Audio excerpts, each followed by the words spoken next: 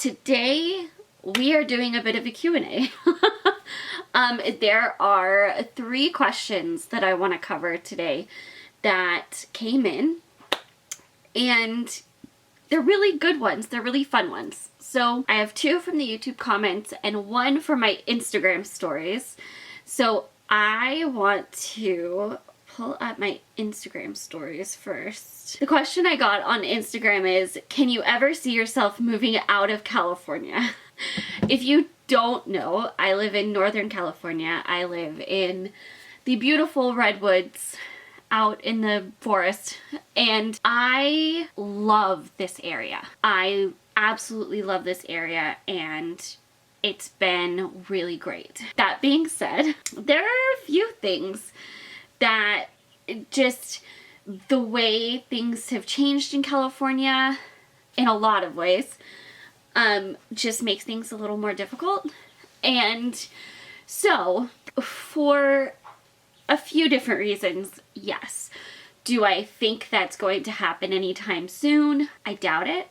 I don't know. Honestly, I don't know. And the way things have been going, like, let's be real, I really don't know, and I shouldn't try to guess, because watch my other videos to see how me guessing goes. I don't know for sure. Could I see it ever happening? Yes.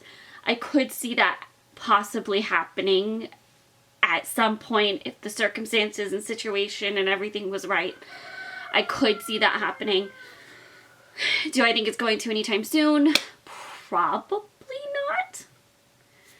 My guess is no, not anytime soon. But, you know, hey, that's all I know for now.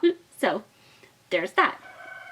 And then on YouTube, there were some really good ones that I want to touch on. One specifically to do with Turner syndrome. The question is, when you read reports that hit really close to home, either health or Turner's related, how do you decide if it isn't the right time emotionally, and what do you do to handle this? I have the idea of a holding folder for stuff that is too hot emotionally at the moment, but I know I need to get to it when I'm in a better state. I love this topic. I have kind of touched on it a little bit. I don't think I've delved into too much of, like, how do I know if something's too much for me at that moment versus not, and what do I do if it is. So I think that's a good thought process to follow through. I think that's really important, especially as we have so many different things that pop up, so much gets thrown at us.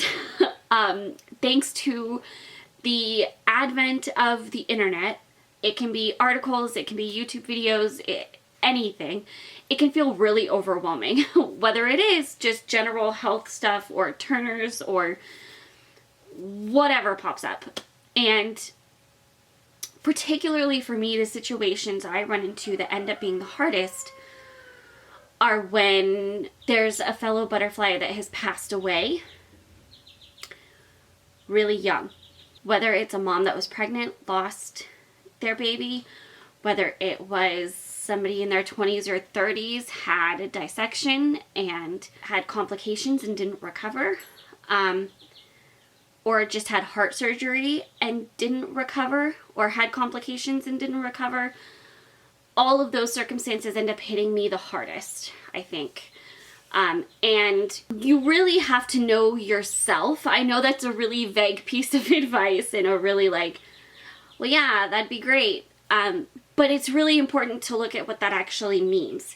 So when you really know yourself, you can read your own behavior. This is getting into my psychology stuff that I love. But basically what I mean is you can read how you're feeling better, and then track that back to, this was probably contributing or that was probably contributing. Kind of start understanding how things are influencing you. And if at the time of seeing the headline or the post pop up, you feel like that might be too much.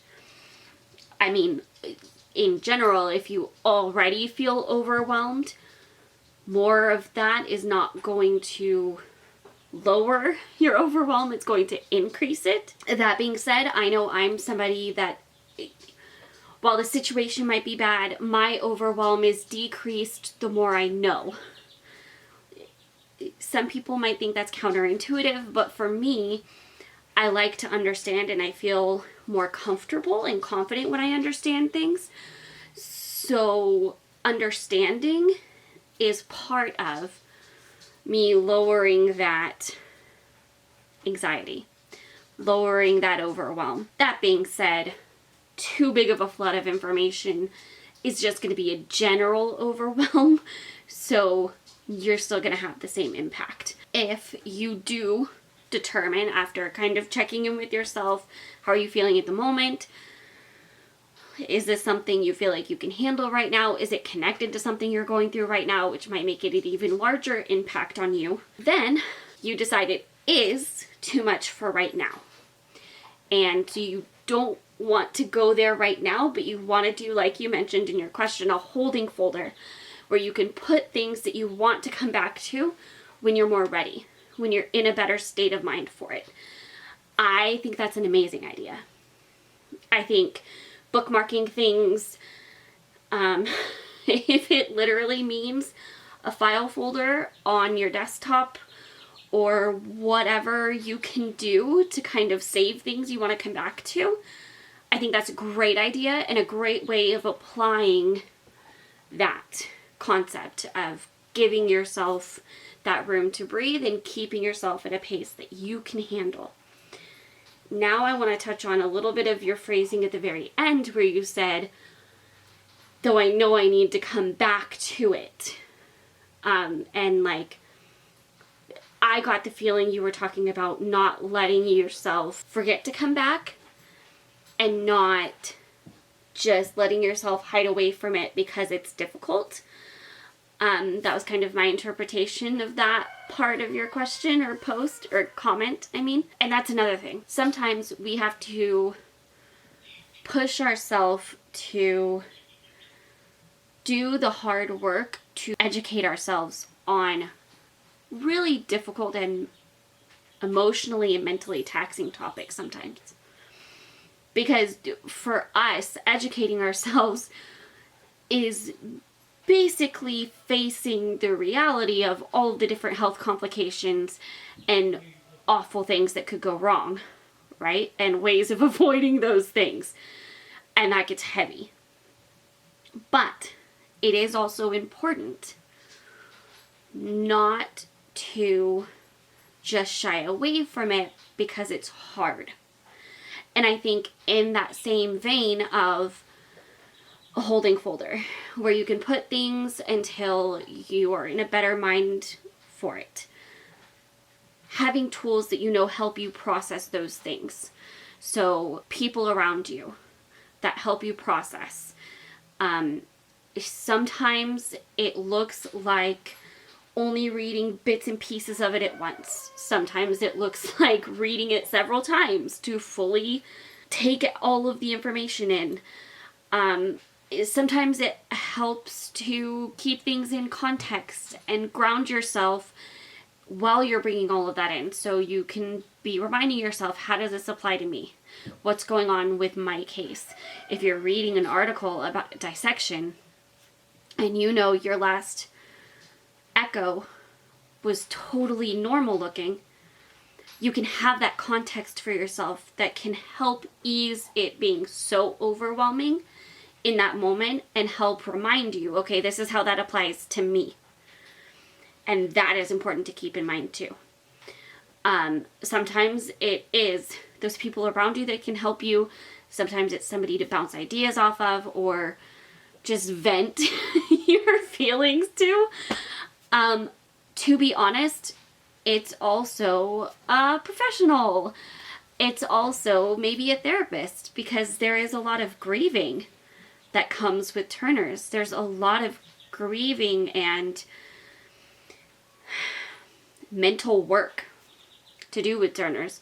Not necessarily the mental health trends that get talked about, although that is definitely a piece of things, but just the whole experience can be so emotionally taxing and so complicated.